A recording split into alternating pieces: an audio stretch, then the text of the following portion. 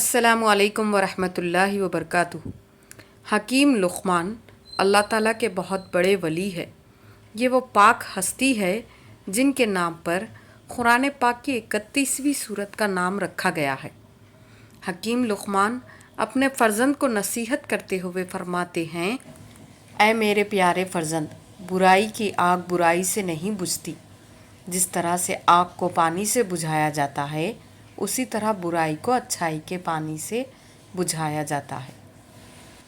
کسی انسان کی موت پر خوش نہ ہونا، مصیبت زدہ شخص سے مذاق نہ کرنا اور اچھائی کو کبھی مت روکنا۔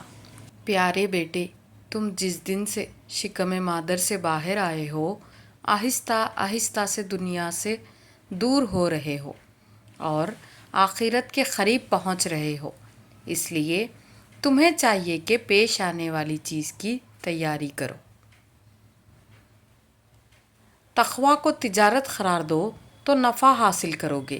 جب تم سے کوئی غلطی سرزد ہو تو فوراً صدقہ دو تاکہ تمہاری غلطی کا ازالہ ہو سکے۔